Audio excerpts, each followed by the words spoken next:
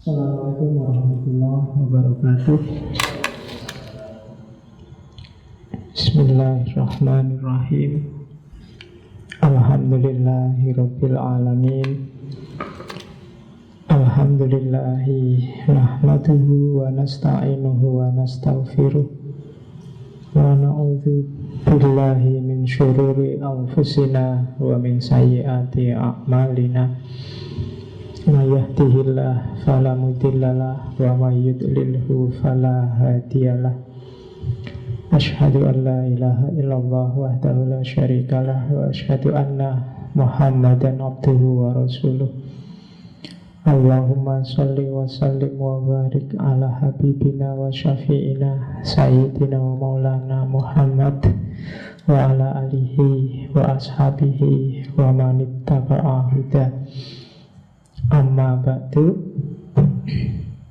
Bismillah, mari kita lanjutkan ngaji kita malam hari ini di bulan Mei yang pertama. Seperti janji saya minggu lalu, bulan ini kita ketemu para martir. Martir itu bahasa Arabnya para syahid. Cuma akan kita pilih para martir yang berkorban untuk dunia ilmu dan filsafat. Dan seperti janji saya minggu lalu juga, nanti kita ambil 4 orang tokoh yang kebetulan saya ingat dan saya sebut minggu lalu. Kriterianya apa ya tidak tahu, pokoknya saya elingku. Malam ini kita ketemu Sokrates. Minggu depan kita ke dunia Islam, ketemu Abu Mansur Al-Hallaj. Minggu depannya lagi kita ke barat. Sebenarnya Islam juga, cuma tinggal di Amerika kontemporer. Tokoh yang terkenal dengan gagasan islamisasi ilmunya, tapi kemudian karena konspirasi tertentu kemudian beliau tewas terbunuh. Satu keluarga, Ismail Faruqi. Dan yang terakhir minggu keempat, tadi yang katanya mau bacaan 3 tahun itu, saya tidak tahu kayak gimana. Tapi tema hari itu adalah tema terakhir. Kita ke Indonesia, ke Jawa. Kita akan ketemu dengan Syekh Siti Jenar. Jadi itulah 4 tokoh yang akan kita bahas bulan ini, untuk memperingati kesyahidan mereka semua dalam memperjuangkan ilmu dan keyakinannya. Mantap gitu kayak to'e. Oke, bismillah ya. Malam ini kita ketemu mbahnya filosof Sokrates, tokoh yang gara-gara dia nanti filsafat punya tempat penting dalam peradaban manusia. Jadi Sokrates ini pengaruhnya sangat luar biasa. Kalau di bahasa Islam, seandainya bukan nabi, maka dia seorang mujaddid, pembaharu besar. Dan beberapa peneliti menganggap dia makomnya kayak nabi. Dan boleh-boleh saja kamu menganggap dia nabi, karena kemungkinan ke sana ada. Toh kita tidak tahu secara definitif siapa saja nabi-nabi itu. Jumlahnya ada yang bilang sekitar 125.000. Kadang-kadang uang segitu aja kita nggak pegang. Itu jumlahnya nabi sebanyak itu. Dan kita hanya diwajibkan kenal 25. Itu pun Jazirah Arab dan sekitarnya. Sebagian besar dari Palestina, Israel sekarang. Yang di luar itu kita tidak tahu. Kalau dilihat dari tahunnya, Sokrates ini muncul sekitar tahun berapa itu saya tulis 469-399. Kalau dijajar sama nabi-nabi Islam ini pasca Nabi Yunus. Nabi Yunus itu, jadi nabi-nabi itu jarak tahunnya beberapa agak pendek, kecuali dari Nabi Yunus ke Nabi Zakaria. Dari Nabi Yunus itu meninggal sekitar 750 tahun sebelum Masehi. Baru muncul Nabi Zakaria itu sekitar 100 sebelum Masehi. Berarti antara Nabi Yunus sama Nabi Zakaria itu di situ ada Nabi Sokrates. Karena Sokrates 469 sampai 399. Nabi Yunus itu umurnya hanya sekitar 70 tahun. Sokrates juga sekitar 70 tahun sebelum nanti dipaksa minum racun. Sokrates ini mati dieksekusi, tahunnya loh ya. Setelah Sokrates ada Nabi Zakaria juga mati dieksekusi. Setelah Nabi Zakaria ada Nabi Yahya putranya juga mati dieksekusi. Setelah Nabi Yahya ada Nabi Isa juga mati dieksekusi. Setelah Nabi Isa baru Nabi Muhammad. Jadi dan Nabi Isa ke Nabi Muhammad juga agak jauh jaraknya. Kalau Nabi Isa kita anggap aja lahirnya 1 Masehi, beliau dieksekusi umur 31 tahun. Berarti tahun 31 kurang lebih. Jadi dari tahun 31 sampai tahun 571-an Masehi. Jadi agak panjang, sekitar 5 abad baru ada Nabi Muhammad. Dan kebiasaannya manusia kan biasanya agak nyeleweng-nyeleweng gimana setelah ditinggal nabi-nabi. Nabi Yahya itu lebih muda lagi, umur 30 tahun. Belum sempat menikah. Kalau Nabi Isa ada yang bilang sempat nikah, ada yang belum. Kalau Nabi Zakaria ya dia punya anak Nabi Yahya, mestinya ya nikah. Oke, itu kisah nabi-nabi. Saya tidak tahu kalian ngerti kan, dulu gurumu masuk nggak cerita yang gini-gini. Isra Mi'raj ini kan sedang liburan Isra Mi'raj. Nabi Muhammad itu nggak tahu ya, di 7 langit itu dia nggak ketemu Nabi Sokrates. Kalau Nabi Isa ketemu. Nabi Muhammad itu kan Isra Mi'raj, langit pertama ketemu Nabi Adam, langit kedua ketemu 2 orang anak muda ini, Nabi Isa sama Nabi Yahya. Langit ketiga ketemu Nabi Yusuf, manusia paling cakep. Langit keempat ketemu manusia paling pinter, Nabi Idris. Setelah itu langit kelima ketemu manusia yang paling pinter retorika, Nabi Harun. Setelah Nabi Harun ketemu manusia yang tegas, Nabi Musa di langit ke-6. Di langit ke-7 ketemu bapaknya umat manusia, para nabi. Di Baitul Ma'mur ketemu Nabi Ibrahim. Itu bagi yang pintar silahkan dikaji. Langit itu kan jangan digambarkan langit yang ada atmosfer dan kawan-kawan. Itu semacam simbolisme evolusi spiritual yang diawali dari tanah Nabi Adam naik kelas jadi Nabi Isa dan Nabi Yahya, naik kelas di level selanjutnya ada Nabi Yusuf, di level keempat level kecerdasan intelektual diwakili oleh Nabi Idris dan seterusnya. Kapan-kapan kita belajar yang gitu-gitu. Kalian belum nyampe. Ya. Oke, malam ini kita ambil Sokrates, tokoh besar filsafat yang karena kalian tahunya hari ini, bayanganmu dia tokoh agung yang luar biasa. Seandainya kalian dulu hidup zaman Sokrates ada di Athena, ketemu Sokrates, mungkin mbok anggap orang gila pinggir jalan. Karena Sokrates itu jelek, Ya meskipun jelek-jeleknya orang Eropa ya lumayan gagah dibandingkan kalian.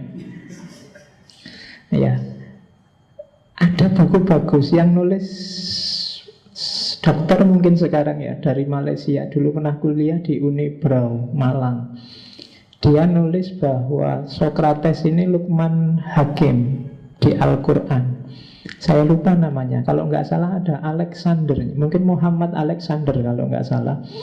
Cuma dia nulis bukunya judulnya bahwa Luqman Hakim adalah Sokrates dari Afrika atau gimana, cuma dia.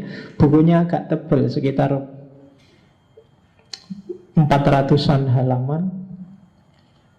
Kalau yang pengen baca, mungkin susah dicari di toko buku. Kalian beli aja lewat Google Play Store. Bukunya bisa kamu beli sekitar 70-an ribu harganya. Tidak free. Jadi kalau free kan tak download kan kamu gratis. Cuma bayar, jadi ambil sendiri-sendiri di Google Play yang tertarik. Jadi ada beberapa argumen yang dia bilang kenapa kok yang dimaksud Al-Quran Luqman Hakim itu Sokrates. Yang jelas pertama dari gelar hakimnya. Yang saya ingat argumennya antara lain itu. Yang kedua Luqman. Luqman itu bukan nama orang tapi gelar. Luqman itu dari bahasa Arab Laqoma yalqomu, yang kalau dalam bahasa Arab artinya menelan. Luqman itu artinya tertelan. Apa? Bahasa Jawa ini keleleken. Itu Luqman. Ada yang namanya Luqman di sini. Nah, Luqman artinya keleleken. Jadi orang keleleken yang bijaksana. Kenapa disebut yang tertelan keleleken? Karena Sokrates dihukum mati dengan cara dipaksa menelan racun. Jadi maka, dan beberapa argumen lain, beberapa bukti termasuk fisiknya. Jadi beberapa musafir menggambarkan kayak gini Luqman, dan terus dia komparasi sama ilustrasi di banyak referensi barat, termasuk buku-bukunya Plato tentang kayak gini loh Sokrates itu, dan dia gaduk-gadukkan. Ya lumayan gaduk. Bagi yang suka silahkan diteliti, dikaji. Ya ada yang bantah pastilah, tidak apa-apa di dunia ini kan bantah-membantah itu biasa. Yang penting kamu ada gambaran. Ya mungkin enggak. Yang jelas memang yang dilakukan Sokrates itu sangat mirip dengan yang dilakukan oleh para nabi. Nanti di bagian belakang tak kutip beberapa dari Apologia itu untuk menunjukkan bahwa sebenarnya dia merasa utusan Tuhan. Terus orangnya itu digambar itu gambar yang sangat terkenal, yang gambar seniman Perancis Jacques Louis David. Judulnya The Death of Socrates. Itu momen detik-detik terakhir ketika Socrates mau dipaksa minum racun. Di situ ada Plato, muridnya, ada juga Krito, dan beberapa petugas penjara. Yang mana pasnya kamu cari sendiri. Aku dewe ora kenal. Sing jelas Plato yang angkat tangannya itu. Angkat tangan. Itu enggak tahu itu nunjuk ke atas apa bilang qul huwallahu ahad, ya aku ora ngerti. Ya itu lukisannya orang Perancis sana. Oke, jadi batuknya agak nolong, meripatnya agak melotot, bibirnya tebal.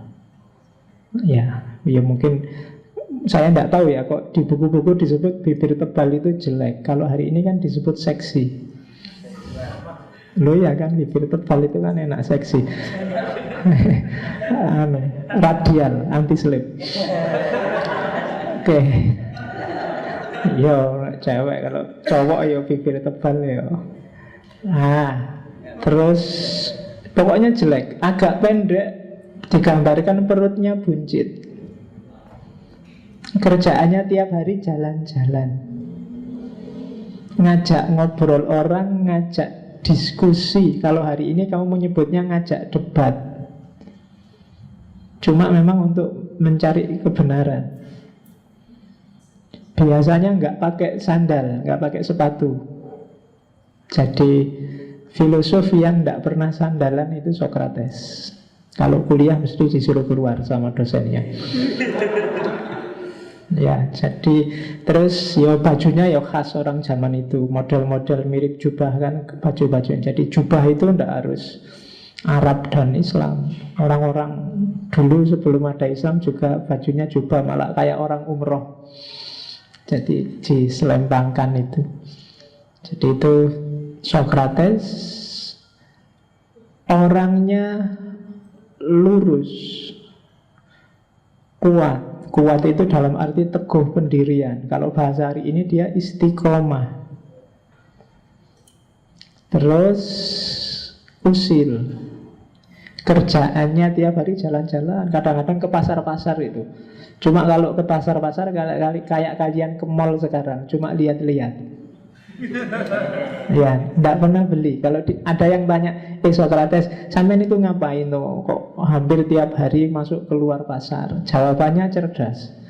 Saya masuk pasar itu dan nggak beli apa-apa karena memang saya ingin neliti berapa banyak barang yang tidak saya butuhkan. Nah, kamu nek dilakoni ngono ya. Jadi untuk menunjukkan bahwa dunia itu sebenarnya nggak penting, ternyata sangat banyak hal yang tidak aku butuhkan. Besok kalau kamu jalan-jalan di mall kok nggak beli apa-apa? Oh, enggak, aku cuma ingin lihat berapa banyak di mall ini barang yang nggak tak butuhkan. Nah, itu jawabannya Sokrates gitu. Cuma Sokrates mikir beneran. Kalau kalian kan memang nggak punya duit. Oke, ya. Untungnya dia di akhir-akhir hidupnya sempat menikah. Ya, alhamdulillah. Cuma nggak kebetulan dapat istri cerewetnya luar biasa. Ya. Dan ketika dia dipaksa minum racun itu anaknya masih kecil-kecil. Jadi belum sempat besar. Meskipun dia menanam kader yang luar biasa di Yunani, Athena zaman itu, termasuk Plato dan kawan-kawan. Ada yang bilang Sokrates itu didikan langsungnya Aramis, Hermes. Kalau dalam bahasanya Sadusen Nasr, Idris. Tapi perlu dibuktikan juga karena jarak tahunnya terlalu jauh. Oke, atau mungkin bukan Hermes yang diasosiasikan Idris, tapi tokoh spiritual zaman itu. Orang Athena zaman itu tradisi spiritualnya masih dewa-dewa, dan Sokrates lah yang menghancurkan cara berpikir politeistik model dewa-dewa. Meskipun suatu ketika, jadi di Athena itu ada kuil namanya kuil Delphi. Kota Delphi masih ada sekarang di kuil Delphi itu ada semacam tokoh agama puncak. Biasanya perempuan. Orang sana menyebutnya ya semacam paranormal ya, disebut oracle. Di kuilnya itu satu ketika orang tokoh puncak ini ditanya, siapa sih orang paling bijaksana di Yunani ini, di Athena ini? Jawabannya dia, orang paling bijaksana di Athena ini adalah Sokrates.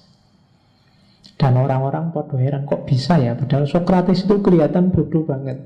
Apa-apa ditakokke, segalanya ditanyakan, tapi kok dianggap orang paling bijaksana? Nanti ketika Sokrates ditanya kayak gitu, karena di Yunani ini hanya akulah orang yang tahu bahwa aku tidak tahu apa-apa. Kebanyakan orang merasa dirinya ngerti apa-apa, dan Sokrates lah satu-satunya orang yang merasa bahwa jangan-jangan aku kira ngerti apa-apa. Untuk orang bisa sampai makom bahwa aku tidak ngerti apa-apa itu nggak gampang loh. Sampai detik ini mungkin kalian masih merasa aku sudah ngerti banyak hal. Kamu selalu merasa tentang banyak hal, ini aku ngerti, itu aku ngerti. Kadang-kadang kalian agak gaya, agak nyombong, pengajian ini enggak usah, enggak penting, koyo-koyo wis ngerti. Ikut ngaji itu enggak usah, ada diskusi itu, alah tema kayak gitu, simple, gampang, seolah-olah kalian merasa ngerti. Maka begitu kalian merasa ngerti, itu alamat kalian bukan orang bijaksana. Jadi orang bijaksana adalah justru orang yang tahu bahwa aku tidak tahu. Begitu kamu sadar bahwa kamu tidak tahu, maka kamu akan belajar terus. Kamu akan mengejar terus pengetahuan. Siapapun yang merasa sudah tahu, maka dia mandek, berhenti. Wong sudah tahu, padahal opo iya kamu sudah tahu. Oke. Dan hampir semua tokoh besar ilmu pengetahuan itu biasanya orang-orang yang haus ilmu. Kenapa? Karena dia merasa banyak tidak tahu. Jadi mulai detik ini diubah, digeser orientasinya. Jadikanlah dirimu orang yang sadar bahwa aku sebenarnya tidak tahu apa-apa. Orang yang merasa tidak tahu apa-apa, dia akan selalu dapat banyak pengetahuan baru dalam hidupnya. Sementara yang sudah merasa isi, ya dia akan selesai di situ. Nah, itu semboyan utamanya Sokrates. Malam ini kita belajar orang ini. Kenapa kok sampai dia menyimpulkan begitu? Oke, Sokrates adalah salah satu sosok. Ini saya pakai istilahnya filosof barat modern, namanya Karl Jasper. Paradigmatik individual. Dia tipe ideal. Salah satu tipe ideal dalam filsafat itu Sokrates. Banyak tipe ideal. Yang paradigmatik individual mungkin termasuk Immanuel Kant, termasuk Karl Marx. Orang-orang ini pengaruhnya sangat luas.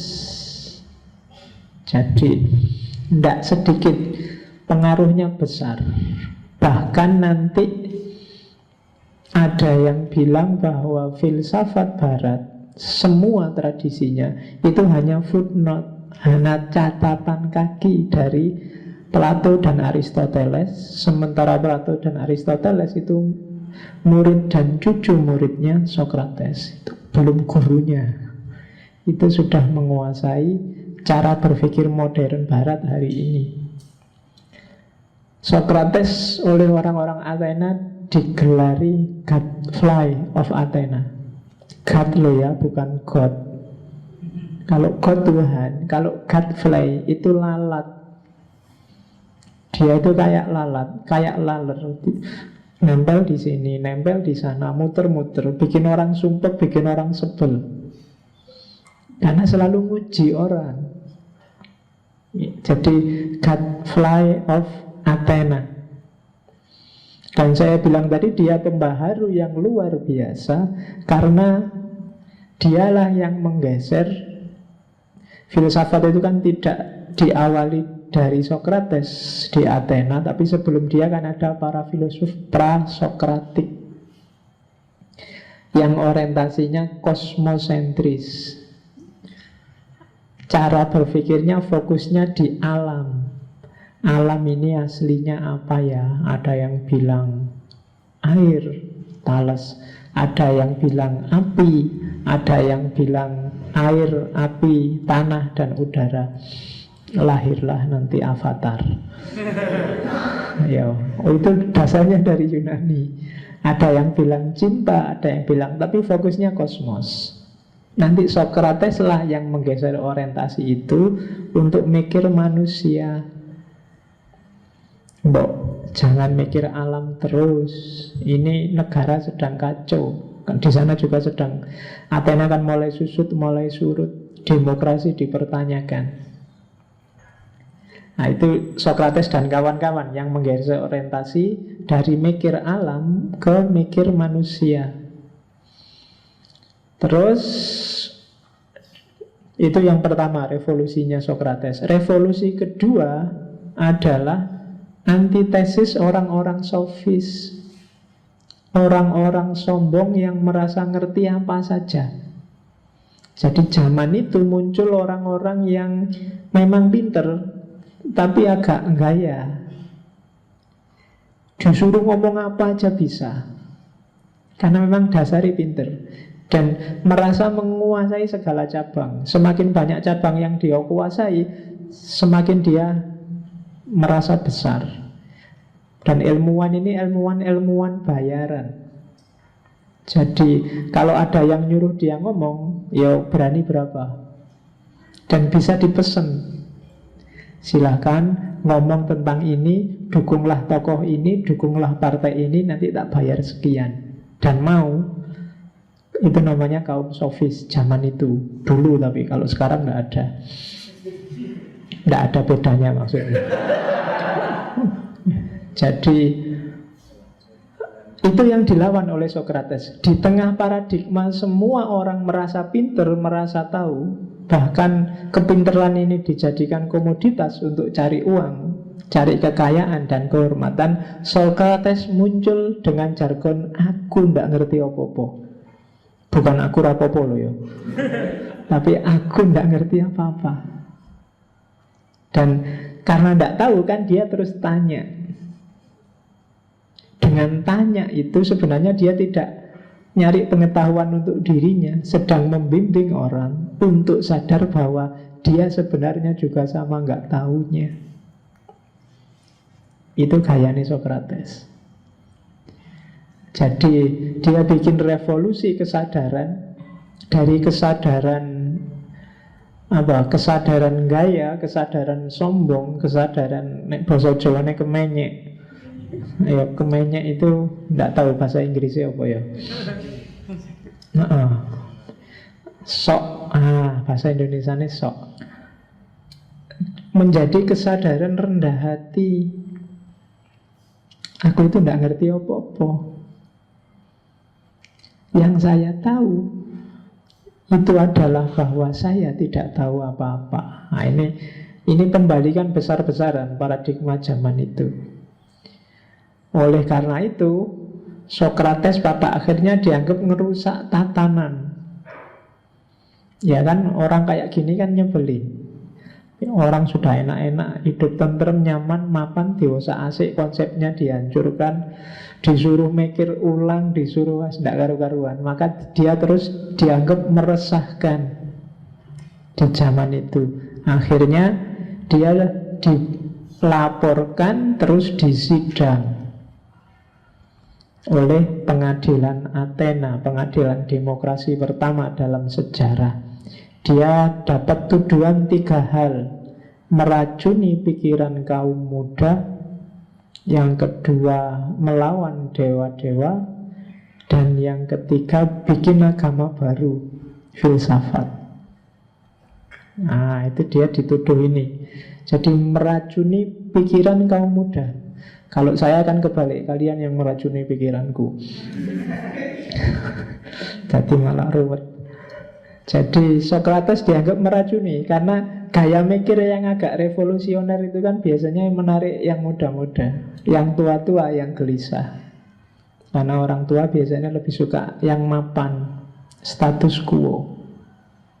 Terus ngelawan dewa-dewa ini lebih gawat lagi. Kalau hari ini mungkin sudah dituduh kafir, murtad, bid'ah, apalagi tauhid, apalagi. Dia menawarkan hal yang zaman itu tidak ada. Berpikir kritis. Jadi dia dituduh dengan 3 tuduhan ini, terus diajukan ke Mahkamah Athena zaman itu. Pro kontra luar biasa. Silahkan nanti dibaca buku-bukunya Plato. Karena Socrates ini orang misterius, tidak pernah nulis buku, kerjaannya cuma dakwah filsafat kemana-mana. Nah, akhirnya voting. Banyak yang pro, banyak yang kontra. Voting 280 melawan 220. Jadi 500 orang yang di voting, 280 setuju dia harus dihukum mati, 220 tidak setuju. Nah, akhirnya ya kalah 80. Dan ramalannya Sokrates tepat tentang kritiknya pada demokrasi. Nanti kita lihat. Jadi karena kalah suara, ya sudah, keputusannya dia dihukum. Meskipun nanti para penghukum ini juga sebenarnya eman-eman mau menghukum Sokrates. Mereka tahu betapa penting, betapa vitalnya peran yang dimainkan oleh seorang Sokrates. Jadi karena hukumnya sudah begitu, aturannya sudah begitu, mau tidak mau harus dieksekusi. Nah, jadi hukum itu kan gitu. Dari semula manusia yang bikin hukum, pada akhirnya manusia harus melayani hukum. Mau tidak mau Sokrates harus dieksekusi.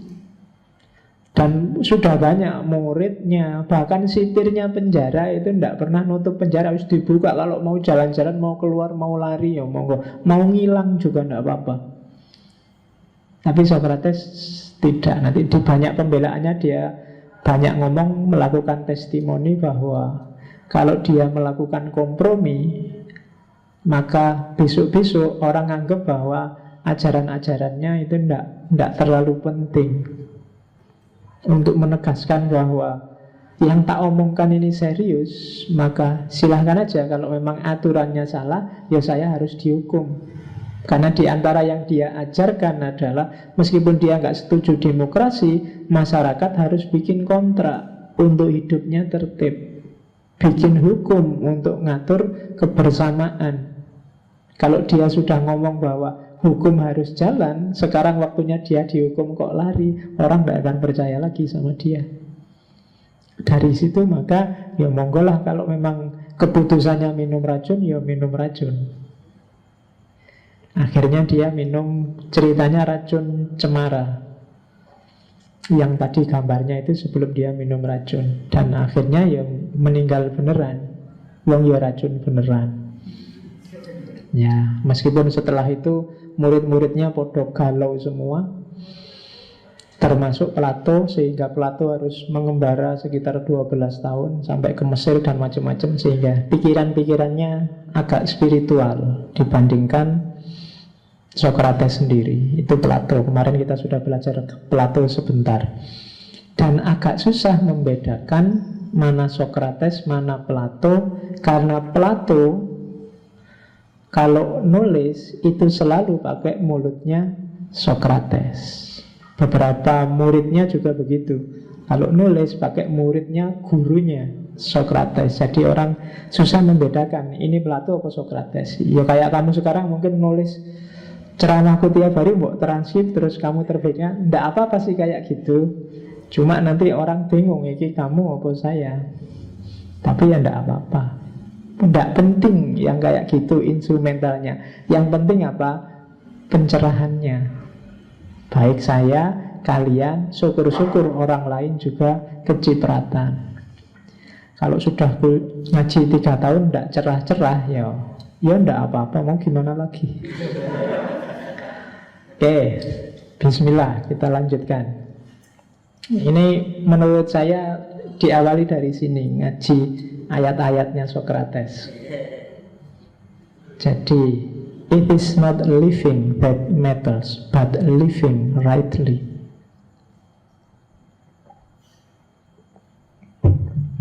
Jadi, persoalannya tidak sekedar hidup, tapi hidup yang benar. Kalau sekedar hidup, nyamuk juga bisa, ayam juga bisa, semua binatang juga bisa. Manusia kan tidak sekedar suruh hidup. Nabi Adam diturunkan ke bumi kan tidak sekedar disuruh menghabiskan umur, disuruh menghuni bumi, bahkan disuruh jadi khalifah. Jadi tidak sekedar hidup, tapi hidup yang benar itu kayak gimana. Jadi tugas kita tidak sekedar menjalani hidup, tapi juga mikir dan milih hidup yang paling benar. Oke, jadi awalnya di sini. It is not living that matters, but living rightly. Problemnya bukan hanya hidup, tapi hidup yang benar. Ya nanti pulang dari sini mulai mikir, hidupmu sudah benar apa belum?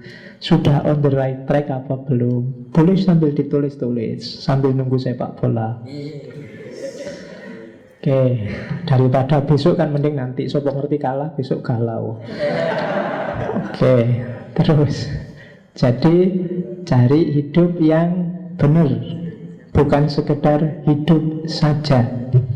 Kita lihat, kita awali hidup yang benar dari namanya Socratic Method. Metodenya Socrates. Inilah yang dia lakukan tiap kali ketemu orang di Athena untuk nguji. Jadi cara dia dakwah bukan mau idho hasanah, tapi wajadilhum billati hiya ahsan. Mujadalah, orang diajak diskusi, tapi caranya mujadalah tidak dengan bantahi pikiran orang lain. Ini bagi saya mujadalah yang bagus. Selama ini kalau mujadalah kita selalu memvonis pikirannya orang lain, nyali kelirunya orang lain biar kita menang. Nah, bagi Socrates itu tidak bijaksana. Hasilnya paling orang jadi mangkel. Tidak kayak gitu. Jadi dialogis itu ya orang diajak dialog. Kita memposisikan inferior, ditanyai terus. Janjane ngaji itu apa toh? Yang ngaji itu pokoknya di masjid. Emangnya harus di masjid? Kalau nggak di masjid nggak boleh. Terus harus ada kitab kuningnya enggak? Harus ada. Itu gayanya Socrates. Sampai orang iya ya, mungkin ya, itu berarti sudah ketemu kebenarannya. Berarti atau paling enggak akhirnya adalah wah, berarti selama ini aku keliru. Berarti selama ini ternyata aku enggak ngerti. Gitu kok ngerasa ngerti ya. Itu gayanya Socrates. Asumsinya itu yang kedua. Katanya Socrates, sebenarnya setiap orang itu punya potensi, punya kapasitas untuk sampai dan mengalami kebenaran. Tidak ada orang yang tidak. Apakah itu orang pinter yang kamu anggap sangat pinter, atau orang biasa, atau bahkan orang bodoh, itu tidak ada hubungannya sama kualitasnya. Secara potensial, secara kualitas, setiap orang itu mampu kok menemukan kebenaran dalam hidupnya. Hanya saja ada yang males, ada yang tidak mau, ada yang salah jalan, ada yang mikirnya keliru, ada yang kiblatnya tidak pas. Ini yang harus diluruskan. Jadi dengan pakai asumsinya Socrates ini berarti janjane orang bodoh itu tidak ada. Setiap orang itu punya potensi untuk pinter. Dari sisi potensi semua orang sama. Hanya saja banyak orang yang males, banyak orang yang salah strategi, banyak orang yang alur mikirnya tidak pas. Itu yang bikin satu IP-nya 2, satu IP-nya 4. Tidak ada hubungannya sama kepinteran sebenarnya. Strategimu menyikapi hidup. Jadi kamu punya potensi. Setiap orang punya potensi. Maka hidupkan potensi ini. Gitu loh. Cara menghidupkan antara lain Socratic Method. Metodenya biasanya orang menyebutnya metode dialog. Dialog itu dari bahasa Yunani dia dan logos. Dia itu bukan dua loh ya. Kalau logos jelas, logos itu akal atau nalar atau kata. Dia itu across kalau bahasa Inggrisnya. Apa? Melintas, menuju. Makanya bahasa Indonesia dia itu kan untuk bukan kamu tapi orang yang di luar. Jadi dia. Jadi saling dialog itu berarti apa? Saling melintas, saling menuju. Tidak kok sini ngomong apa, sini ngomong apa, tapi ada komunikasi. Itu dialog namanya. Kalau di Sokrates, dialog itu akhirnya antara etika dan edukasi. Tidak sekedar teori.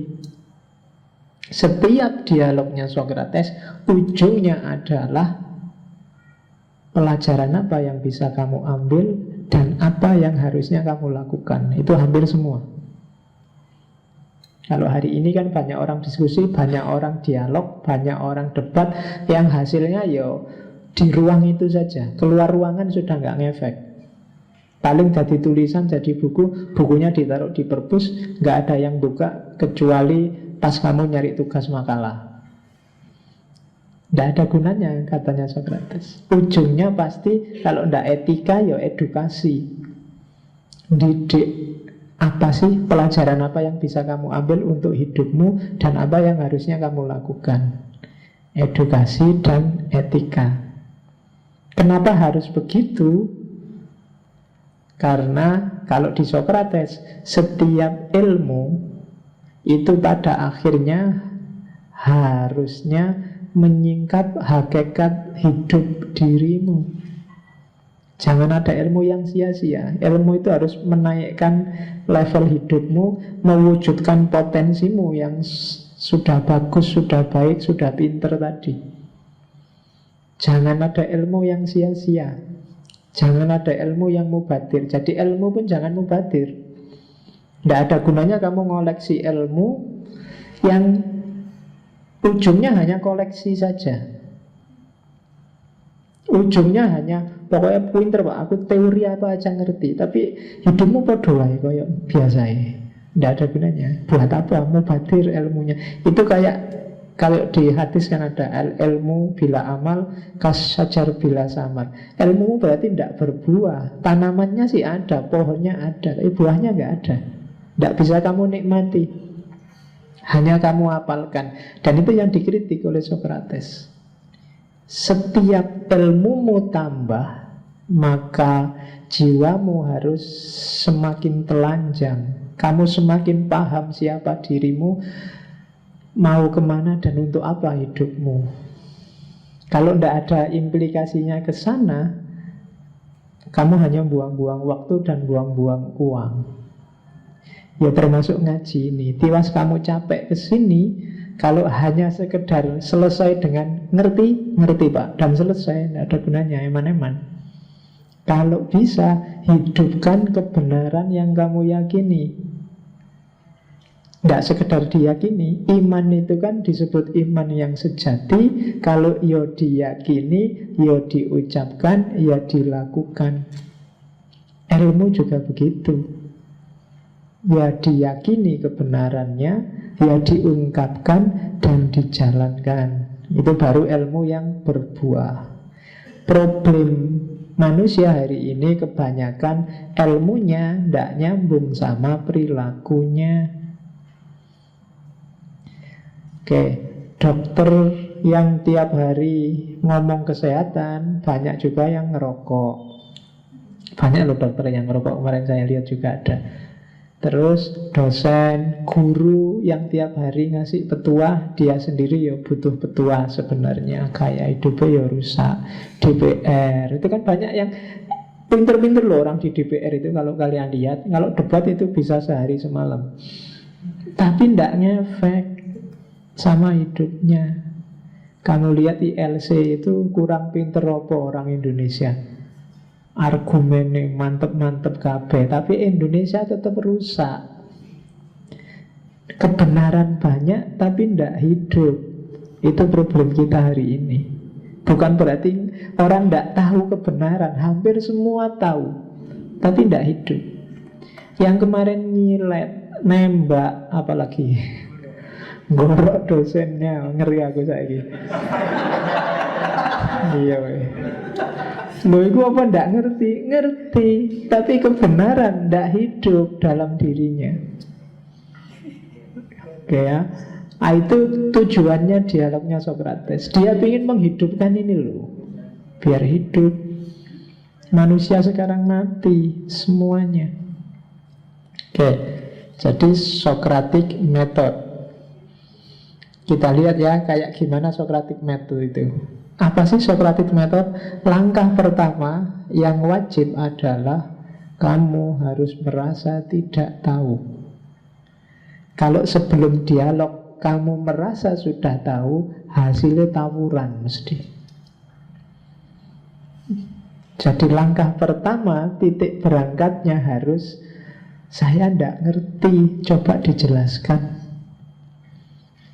Ini kalau di Socrates, zaman Socrates, gaya kayak gini ini nabrak 3 problem sekaligus. Yang pertama nabrak para ilmuwan, kalau hari ini para saintis. Yang kedua nabrak kelompok sofis. Dan yang ketiga nabrak ilmuwan yang lain, termasuk seni, termasuk arsitektur, dan lain-lain.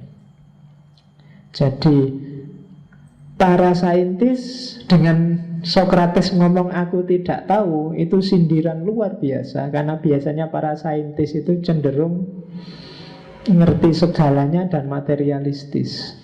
Segalanya bisa dijelaskan secara materi. Ilmuwan itu biasanya sombong karena merasa bahwa semua realitas bisa dia jelaskan. Kalau ada fenomena apa-apa, oh, itu ada penjelasannya. Selalu merasa gitu. Oh, itu ada keterangannya. Kenapa Indonesia rusak? Oh, itu penjelasannya gini loh. Kok pinter di situ? Kenapa kok Indonesia ini sekarang banyak pelecehan seksual? Ah, itu kayak gini loh. Itu pinter nih. Pokoknya jelaskan ngono iso. Seolah-olah dia ngerti segalanya. Kan banyak di TV itu komentator-komentator itu. Kemarin ngomentari kasus A, besok ngomentari kasus B, besoknya lagi ngomentari kasus C. Segalanya dia ngerti. Nah ini problem kalau di Socrates. Tapi itu logikanya TV. Coba TV mewawancarai Socrates, mungkin balik wartawannya diwawancarai sama Socrates. Ya kan? Oh saya tidak tahu, kalau menurutmu gimana? Itu mesti balik kayak gitu. Jadi mesti besok tidak ditemui lagi sama wartawannya. Jadi itu kritik luar biasa pada orang-orang yang merasa ngerti segalanya. Yang kedua kaum sofis. Oponnya kaum sofis. Kaum sofis ini ya wis. Kalau ilmuwan kan biasanya fokusnya pada ilmunya saja. Kalau kaum sofis ini segala ilmu termasuk yang supranatural, dia merasa ngerti tergantung yang bayar siapa. Itu orang-orang sofis. Pada saatnya nanti kita akan belajar. Kalau kemarin politik alternatif, besok aliran alternatif, termasuk kaum sofis. Ya mereka punya logika sendiri. Hari ini kan banyak orang yang gayanya sofis. Jadi merasa ngerti segalanya. Ada apa saja dia bisa ngomentari, bisa bikin tulisan, asal bayarannya cocok. Nah itu kaum sofis. Itu akar katanya sama. Ada filosofia. Sofia sama sofis itu satu akar. Kebijaksanaan. Cuma konotasinya jauh. Oke. Kaum sofis itu sering disebut bukan filosofia tapi misosofia. Dia benci kebijaksanaan. Tidak ada kebenaran umum, itu tidak ada. Kebenaran itu ada konteksnya sendiri-sendiri. Itu gayanya kaum sofis. Termasuk juga ketika Socrates ngomong aku tidak tahu, itu kritik pada ilmuwan-ilmuwan humaniora, seniman, politisi, dan lain sebagainya. Biasanya ini tidak merasa ngerti segalanya sih, cuma merasa ilmunya lah yang paling penting. Agamawan itu merasa ilmu agama loh paling penting, yang lain tidak penting semua. Seniman juga begitu. Oh, sastra itu paling sip, ilmu paling puncak. Sama nanti mungkin lagu musik juga merasa musik loh yang paling puncak. Antropologi merasa yo ilmunya manusia yang sejati itu ya antropologi. Psikologi merasa wah ilmu paling dalam itu psikologi. Intinya hidup. Kabeh merasa penting, merasa tinggi. Dan itu disindir oleh Socrates. Aku kok tidak ngerti apa-apa ya. Semua orang kok pinter kabeh, semua, cuma hanya aku yang nggak ngerti apa-apa. Dan itu oleh ulamanya Delphi yang perempuan tadi bilang, saat Athena ini yang paling bijaksana hanya Socrates. Kenapa? Karena hanya dialah yang sadar bahwa sebenarnya dia tidak tahu apa-apa.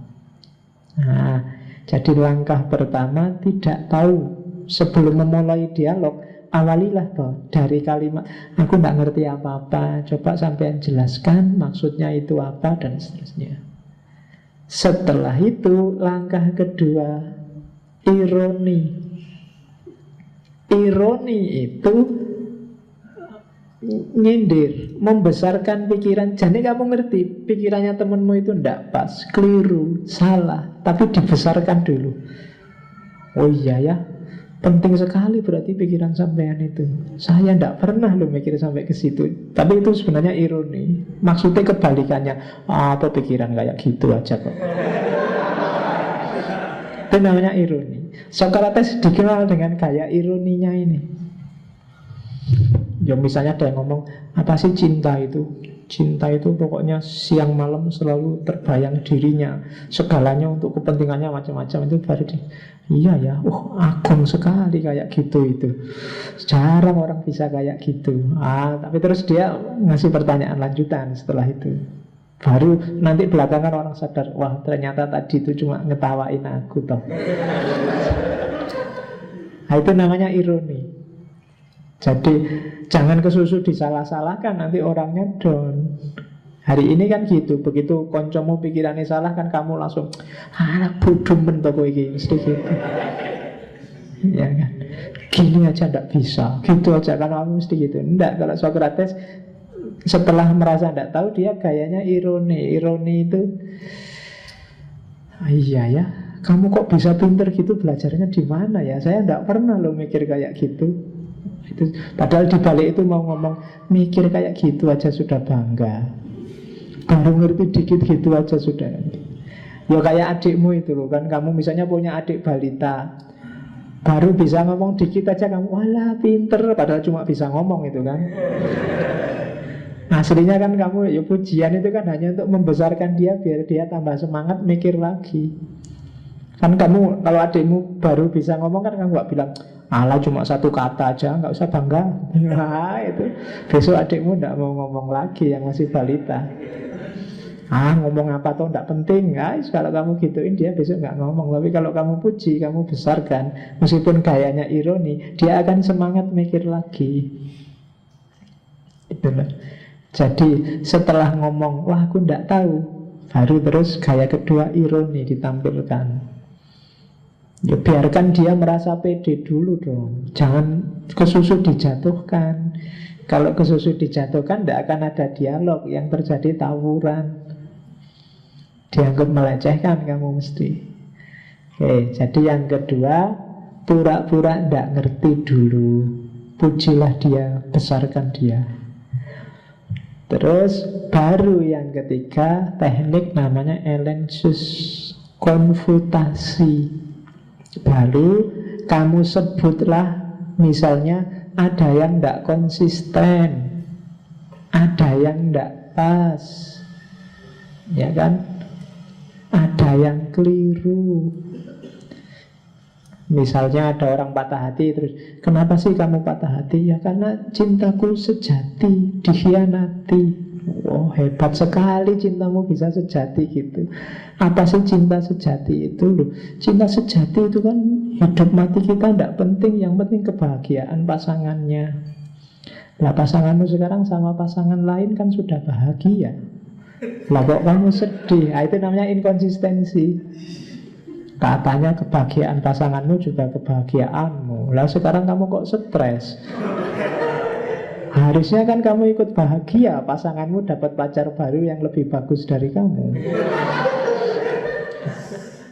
Nah, ini namanya nyari inkonsistensi. Mungkin ada argumen yang tidak pas, ada yang kurang, ada yang keliru. Kamu tanyain, tapi jangan diruntuhkan semua. Ditanya sisi-sisi lemahnya. Nanti dia akan nyari jawaban sendiri. Tidak harus kamu yang benar itu gini loh, enggak. Akalnya biarkan kerja. Oh, kalau gitu apa sih cinta itu? Cinta yang sejati itu apa? Itu yang keliru definisimu cinta apa perasaanmu? Caramu mengekspresikan, caramu menghayati. Nah, itu namanya elensus, konfutasi.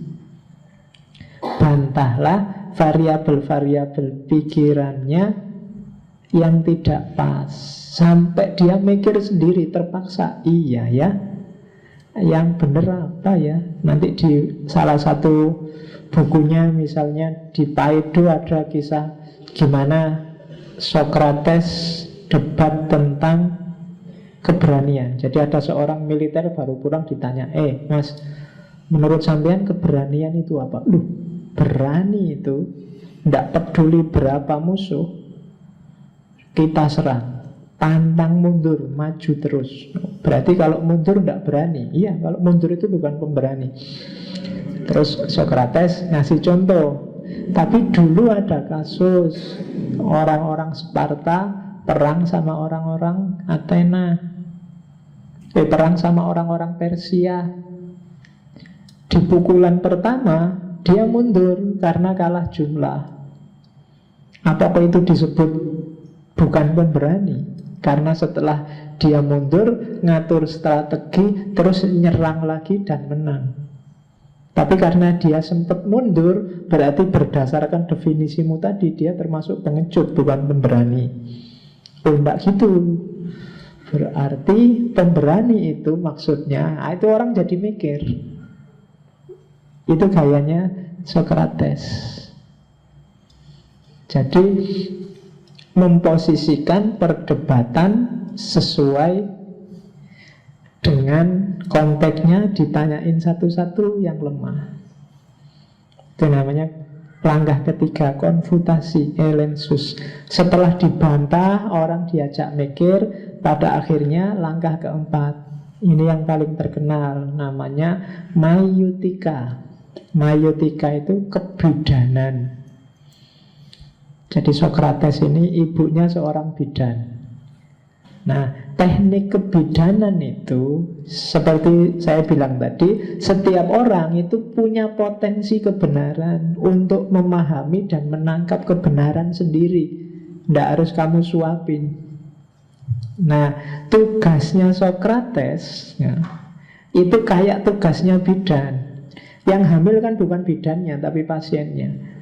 Dia cuma bantu agar persalinannya lancar. Jadi Socrates cuma bantu agar orang bisa melahirkan kebenaran melalui pikirannya sendiri. Jadi tidak menggurui. Wong itu kesimpulanmu sendiri kok. Aku kan cuma nuntun. Bidan itu kan cuma nuntun. Ayo ambil nafas, tarik nafas. Ini cuma nuntun. Yang melahirkan pasiennya, bukan bidannya. Kecuali bidannya juga hamil. Ya kan? Jadi maiotika itu setelah menunjukkan titik-titik lemah, sekarang yang diajak ngobrol tadi dituntun. Dah, berarti cinta itu apa? Berarti cinta itu rasa yang dalam, tanpa pamrih. Kemudian yang diperhatikan bukan yang mencintai, tapi yang dan seterusnya. Nanti kalau masih ada yang lemahnya, dikonfutasi lagi, dibantah lagi, apa ya begitu. Terus sampai orang yakin ketemu kebenaran final. Dan mungkin gak harus ketemu. Seandainya gak lahir pun, paling gak lahir satu sikap bahwa ternyata selama ini aku tidak tahu, masih bingung, masih gak jelas. Oh, itu bagi saya ini teknik ini penting karena sekarang ribuan mungkin jutaan isu berseliweran di sekeliling kita. Kita sudah gegeran, tapi opo ya kamu sudah ngerti bener po. Hari ini rame khilafah. Apa sih khilafah itu? Bedanya apa khilafah sama khalifah, sama khalifah? Sama, ya kan ada mahasiswi namanya khalifah. Apa sih pelecehan seksual itu apa? Yang disebut melecehkan itu batasnya sampai mana? Terus banyak loh yang kamu janjane apa yang ngerti tenan kok kamu kok sampai gegeran itu loh. Kamu kok sampai debat nggak ada habisnya. Kamu kok sampai musuhan sama orang lain gara-gara itu. Jangan-jangan kamu nggak ngerti, cuma ya denger-denger aja, baca berita-berita hoax tentang Ahok, terus kamu salah interpretasi, terus kamu gegeran sama temanmu, terus nambah musuh. Nah, gaya kayak Socrates mungkin sekarang perlu kamu terapkan menghadapi banjir informasi. Kalau memang belum ngerti benar, diakui aja, saya belum tahu. Hari ini kan banyak orang kayak sofis, ada berita apa aja dikomentari. Nah itu bahaya kalau bagi Socrates, bahaya untuk kebenaran juga untuk hidupmu. Oke, jadi langkah keempat, maiotika. Nah, kuncinya ini katanya Socrates, I cannot teach anybody anything. I can only make them think. Aku tidak bisa ngajar apa-apa pada siapapun. Aku hanya bisa membuat mereka mikir. Ya kan? Mikir dong kan itu. Kayak Cak Lontong itu loh. Tidak penting pancingannya apa, yang penting bikin orang mikir. Dan yang dilakukan Socrates dengan metode Sokratik, metodenya adalah menggiring orang supaya mikir. Karena banyak orang hari ini males mikir. Dia sukanya yang instan-instan. Jadi nggak cuma makanan, orang itu suka instan. Hari ini pikiran pun orang suka instan. Kamu nyomot idenya siapa, gagasannya siapa, terus kamu pakai jadi idemu dan gagasanmu tanpa dipikir lebih jauh. Dan itu masalah pasti. Karena apa ya itu cocok sama hidupmu. Jadi mikirlah. Kuncinya hidup yang baik itu Socrates. Jadi mikir. Mancing orang mikir. Kalau ndak tahu, ya bilang aja ndak tahu. Oke, terus itu sekarang etikanya. Ini yang kemarin diadopsi oleh Plato. Jadi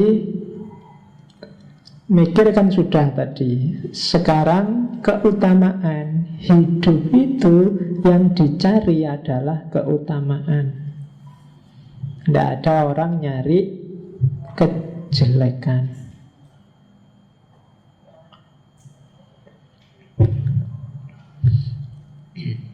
Jadi yang pertama, kebajikan manusia urusannya adalah jiwa. Fisik itu dipengaruhi oleh jiwa. Ini alirannya agak ideal. Beda sama besok eksistensialis. Kalau jiwa baik, maka fisik akan baik. Maka katanya Socrates, sumber kebahagiaan itu adalah jiwa.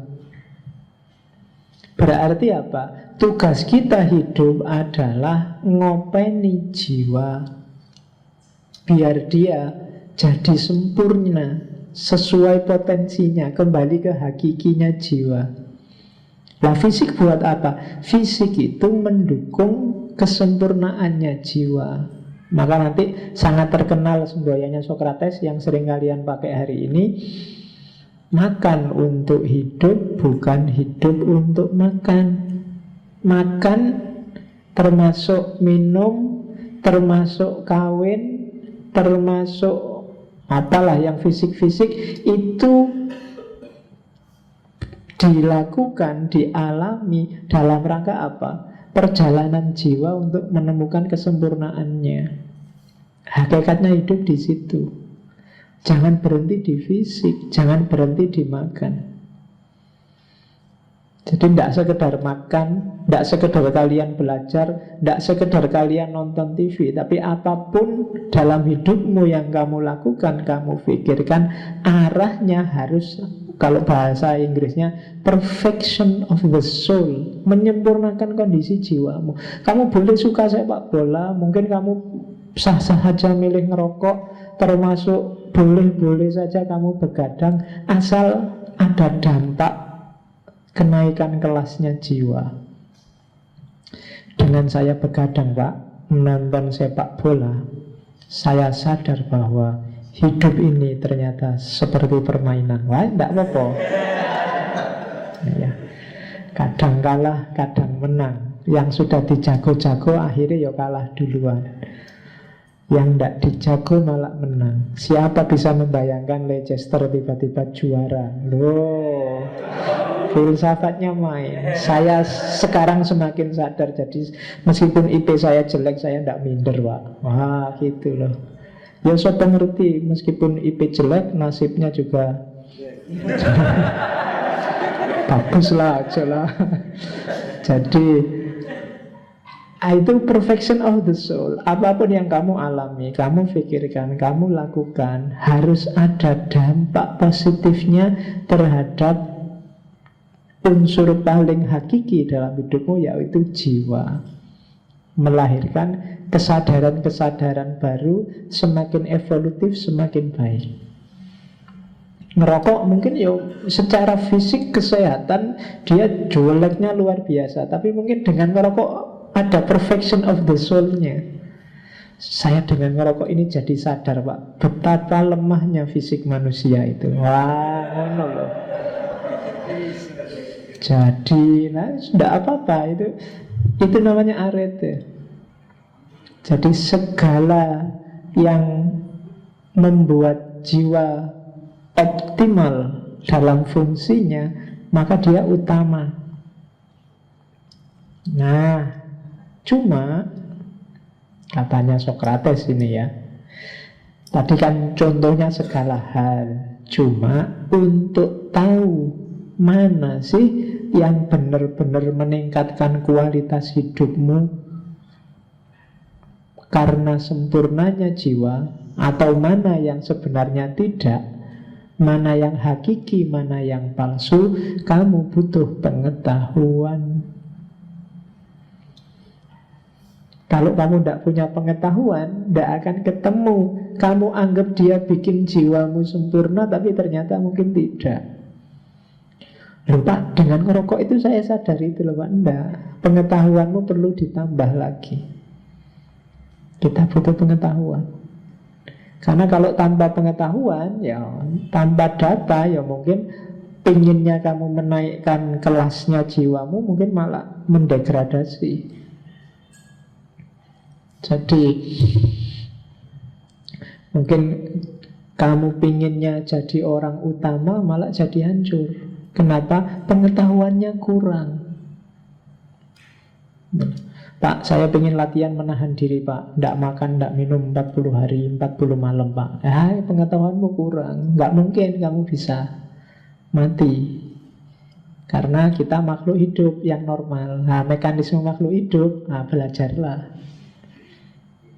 Jadi pengetahuan jadi kuncinya. Maka pengetahuan itu adalah bagian utama dari keutamaan. Jadi perilaku yang utama itu demi perfection of the soul. Dan untuk tahu mana yang perfection of the soul, mana yang tidak, kita butuh pengetahuan. Nah, nanti ini teorinya kayak diwarisi Plato kemarin. Kalau orang pinter itu pasti dia tidak akan berbuat jahat. Semakin pinter orang, dia akan semakin baik. Kalau ada orang ilmunya tambah tapi perilakunya nggak tambah, maka ada yang salah dalam pengetahuannya. Orang pinter itu tahu baik, tahu buruk, tahu benar, tahu salah. Kalau dia memang benar-benar pinter, dia tidak akan mau melakukan yang buruk dan yang salah. Kenapa? Dia tahu resikonya. Kalau nekat, berarti kamu nggak sadar dengan resikonya. Kenapa kok kemarin ada Yuyun diperkosa 14 temennya? 14 orang ini pasti tidak pinter, tidak punya pengetahuan. Loh Pak, dia ngerti loh Pak, benar salah. Iya, tapi pengetahuannya belum utuh. Kalau versi Socrates loh ya. Kalau dia ngerti, pikirannya panjang sampai menjangkau resiko-resiko yang akan dia tanggung, dia tidak akan mau. Nah itu kan karena mabuk Pak. Ya makanya karena dia mabuk ilmunya hilang.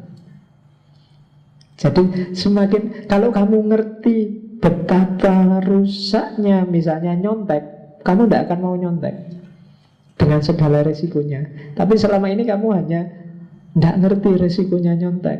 Ngertimu pokoknya kalau nyontek asal tidak ketahuan, nilai bagus saja Pak. Tapi mungkin kamu nggak melihat dampaknya untuk jiwamu, dampaknya untuk mentalmu, pendidikan apa yang sedang kamu tanamkan untuk jiwamu. Wah, itu semakin kamu sadar bagaimana, semakin lengkap ilmumu, semakin kamu akan jadi orang baik. Itu maunya Socrates. Kok ada orang pejabat, sudah kiai juga, tapi kok masih korupsi, sebenarnya dia kurang pinter. Apalagi korupsinya ketahuan, saya ora pinter. Iya.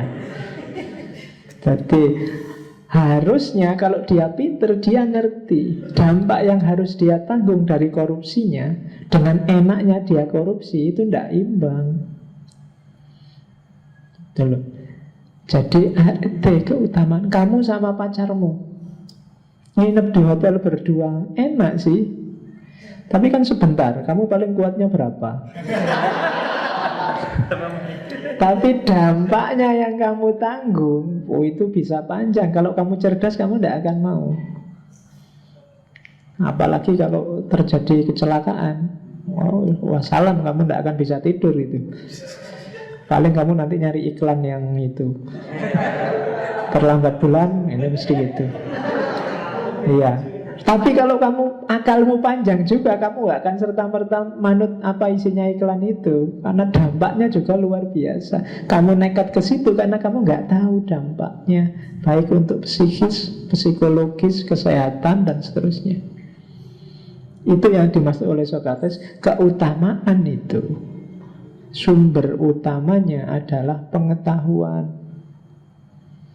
Itu yang di level apapun, agama apapun, ajaran apapun, tidak ada satupun yang bilang ilmu itu tidak penting.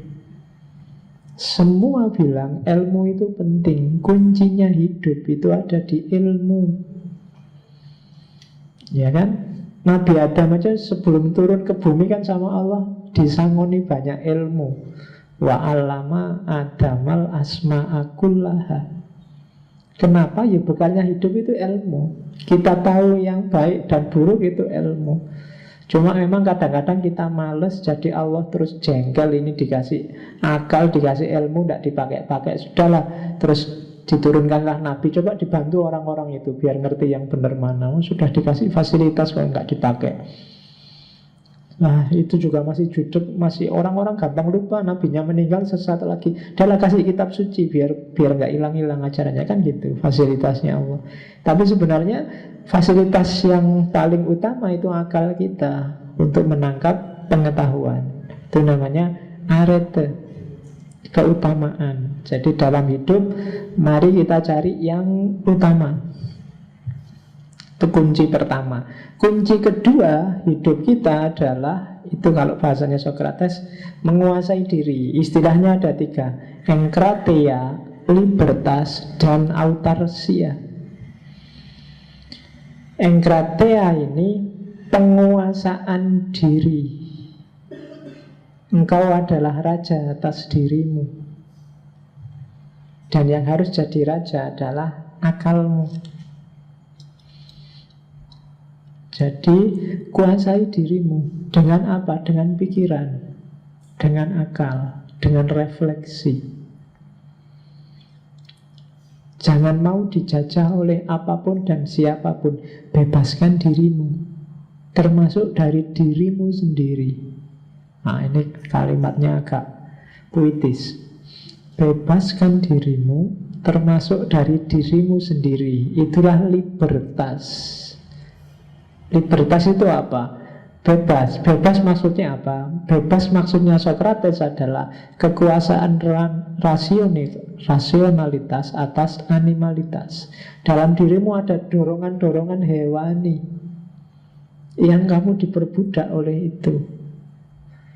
Nah, kamu bebaskanlah dirimu dari itu. Jadikan satu-satunya yang nyetir kamu itu akal. Itu libertas. Jadi, kalau kamu sudah menguasai dirimu dan akal yang nyetir segalanya, maka kamu akan mandiri. Hidupmu akan nyaman. Hari ini masih sering terjadi konflik dalam dirimu antara rasionalitas dan animalitas. Kamu cari ilmu tapi ditakut-takuti dengan pekerjaan, ya kan? Kamu belajar ditakut-takuti besok bisa makan apa enggak. Kamu selalu gitu. Jadi rasionalitas selalu dilawankan dengan animalitas. Kamu ingin sementara fokus studi dulu tapi ditakut-takuti nyari pacar, besok kamu enggak laku loh. Oh, itu kan animalitas. Jadi kuasai dirimu. Rasionalitas yang harus main, bukan kebinatangan. Kebinatangan itu ya semua yang berhubungan dengan binatang yang ada pada binatang. Makan, minum, kawin, nyari enak sendiri. Itu normal manusia kayak gitu, tapi harus disetir, jangan dibebaskan. Yang nyetir siapa? Akal, rasio. Jadi filosof-filosof awal itu sangat menekankan pentingnya akal sehat. Maka akalmu harus sehat. Minumlah vitamin untuk akal sehat. Cuma ya bukan pil. Vitaminnya akal sehat itu apa? Baca. Ya bukan pil, kamu nanti beli pil yang untuk bikin cerdas. Ya nanggung. Kalau minum pil jangan yang bikin cerdas, tapi yang bikin bejo. Ya kan, ngapain mikir susah-susah, langsung untung aja lah. Itu kalau versinya iklan. Tapi kalau dalam hidup yang benar itu ya akal. Akalmu itu harus jadi raja, harus jadi penguasa. Bahkan agama pun bisa kamu tangkap hikmahnya kan pakai akal. Kalau enggak ya keberagamanmu akan kering. Kamu jadi kayak robot. Maka setelah tadi kamu kejar keutamaan, kuasailah dirimu biar keutamaannya kena. Ini sisipan materi persahabatan. Persahabatan itu ya bagai kepompong. Jadi kalau kamu milih teman, orang yang bisa jadi sahabat sejati itu filosof. Kenapa? Karena filosoflah yang tahu batas dan bisa menguasai diri. Autarkia tadi dan enkartea. Jadi penting kamu punya teman yang tahu batas dan bisa menguasai diri. Kalau ada temanmu yang nggak tahu batas kan kamu sumpet dewe. Ya kan? Orang melu duwe kelambi dibawa kemana-mana dipakai. Kamu sendiri nggak kebagian baju. Sini uang lagi krisis utang. Sini ya itu ya harus ngerti batas dan menguasai diri. Itu penting. Dan yang bisa kayak gini orang yang hidupnya disetir oleh akal. Dialah orang bijaksana, dialah filosof. Jadi carilah teman yang filosof. Jangan teman yang diperbudak oleh dorongan-dorongan animalitasnya. Nanti akan berpengaruh padamu. Jadi sahabat sejati itu, kalau kamu punya sahabat sejati dengan karakter filosof, kamu akan menemukan keutamaan dalam hidupmu. Dan keutamaan itulah nanti sumbernya kebahagiaan. Oke, itu tema sisipan. Terus Sokrates mengkritik politik, demokrasi model Athena. Sokrates sendiri bilang, saya tidak akan terjun langsung ke politik praktis. Kenapa? Dewa-dewa ngasih tanda begitu. Nah, ya, mungkin hari ini, tadi saya bilang, dia sering ngomong ada isyarat dari dewata, bahasa sekarang, ada isyarat dari Tuhan. Yang semacam itu. Itu yang banyak orang bilang, jangan-jangan dia memang nabi. Jadi katanya Sokrates, kenapa dia mengkritik demokrasi? Yang pertama apa? Demokrasi itu setiap orang boleh ngomong. Padahal manusia punya karakter egois. Akhirnya apa? Muncul banyak suara dan masing-masing merasa benar. Lahirnya akhirnya hanya konflik ketika terjadi bantah-membantah. Dan itu kita rasakan sendiri. Yang kedua, demokrasi itu tidak fair, tidak rasional. Kenapa? Semua manusia dihargai sama. Pikirannya orang pinter, ulama, cendekiawan dianggap sama dengan pikirannya orang biasa. Dalam demokrasi peduli amat kamu kiai apa orang murtad, orang bid'ah. Pokoknya one man, one vote. Satu orang, satu suara. Jadi kamu debat sampai jungkir balik urusan Ahok itu, jawabannya kan simpel. Tinggal ditunggu besok siapa yang milih paling banyak. Mbok kamu sekarang bikin argumen sak buku untuk mendukung Ahok apa menjatuhkan Ahok, tidak ada gunanya. Yang paling berguna itu sangonilah orang-orang untuk milih siapa. Nah kan kuncinya di situ, one man one vote. Mbok ada kiai besar yang berfatwa, ndak fungsi. Mbok ada filosof yang menunjukkan rasionalitasnya di sini, ndak fungsi. Yang penting one man one vote, satu orang satu suara. Itu kelemahannya demokrasi. Meskipun demikian, ya bagi Sokrates yang penting masyarakat tertib. Itu kan tujuannya politik. Ya monggo dipilih yang cocok. Kalau dia sih merekomendasikan kayak Plato, yang penting pemimpinnya harus orang yang bijaksana, orang yang sudah menaklukkan dirinya sendiri. Jangan milih pemimpin yang kalah oleh dirinya sendiri, yang nyetir hidupnya animalitasnya, bukan rasionalitasnya. Kuncinya di situ. Pemimpin yang sudah selesai dengan dirinya sendiri. Kalau kita kan masih sibuk dengan diri kita sendiri. Orang yang belum selesai dengan dirinya sendiri, tidak mungkin dia ngopeni orang lain. Keinginannya sendiri masih sangat banyak. Tidak mungkin dia mikir keinginannya orang lain. Maka katanya Sokrates, cari filosof yang selesai dengan dirinya sendiri. Akan lebih enak jadi pemimpin. Wong dia sendiri masih sumpek kok disuruh mikir orang lain, tidak mungkin bisa. Jadi kuncinya di situ kalau katanya Sokrates. Politikus sejati berarti orang yang sudah menang melawan dirinya sendiri. Dan ya katanya Sokrates, yang penting masyarakat harus dididik terus-menerus, paling tidak dengan gaya Sokrates method, agar dia sadar hakikat hidupnya, sejauh mana dia butuh negara atau tidak, dan seterusnya. Itu namanya pendidikan politik. Kalau mau bikin perubahan, kalau gayanya Sokrates berarti gaya revolusi yang anti kekerasan.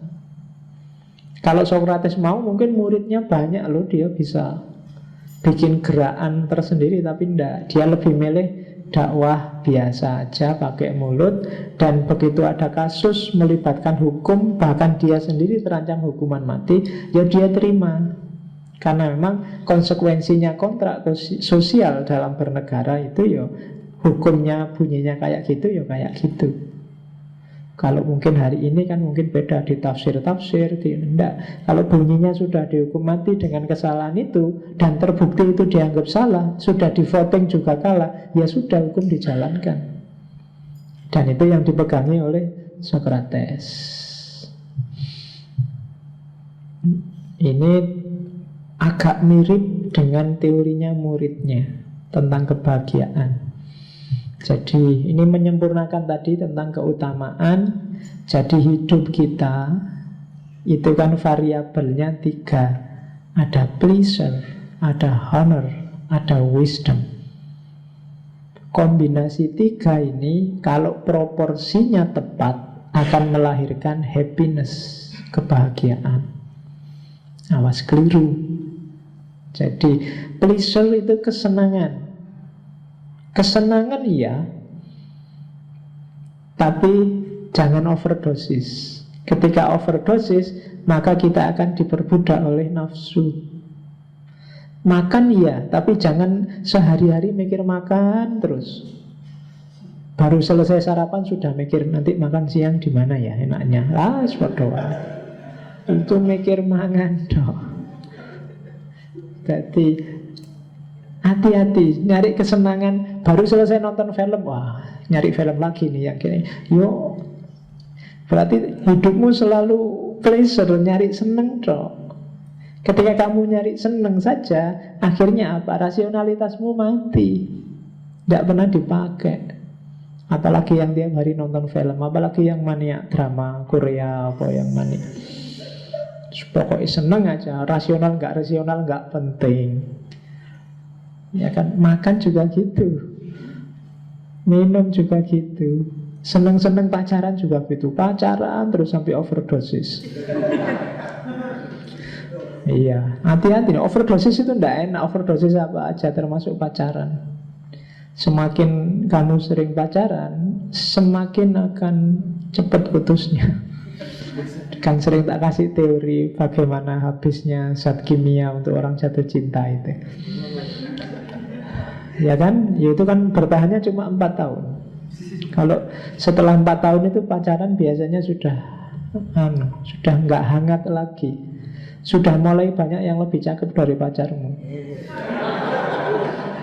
Tapi kalau tahun-tahun pertama tidak ada tandingannya, pokoknya sip. Tapi begitu tahun keempat mulai banyak, 1, 2, 3. Yang kemarin biasa-biasa sekarang jadi cakep. Oke, ya. Lu ada yang pengalaman di sini. Oke. Terus yang kedua honor. Honor itu kehormatan, status. Ada orang yang enggak, kesenangan tidak jadi tujuannya. Dia pingin IP-nya tinggi, dia pingin sukses, dia pingin status sosialnya bagus, dia pingin jadi A, jadi B, jadi C. Itu biasanya demi kehormatan. Ya kan, demi pengakuan. Nah, hati-hati juga. Honor itu berarti pengakuan. Baik pleasure maupun honor tidak akan lahir akan lahir kebahagiaan. Kenapa? Karena tergantung dari luar dirimu. Pleasure itu kan kamu seneng kalau kebutuhanmu terhadap yang di luar dirimu terpenuhi. Honor itu kalau kamu dihargai orang lain. Kamu berharga itu bagus, tapi kalau kamu butuh dihargai orang lain, itu berat. Karena orang lain itu bisa berubah-ubah sakara PDW. Kalau kamu diperbudak itu, ya kamu akan susah sendiri, pasti tidak akan bahagia. Dan yang ketiga, wisdom. Wisdom ini yang menyeimbangkan. Pleasure bagus, boleh kamu nyari seneng. Honor, ingin jadi orang terhormat, bagus. Tapi jangan overdosis. Yang bikin tidak overdosis apa? Wisdom. Wisdom itu tidak sekedar benar, tapi juga bijaksana.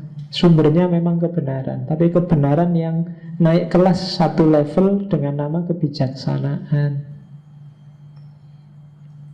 Kan saya sering mencontohkan kan, kebenaran itu kalau ada temenmu berat badannya overweight, tinggi, terus halo gendut, itu kebenaran.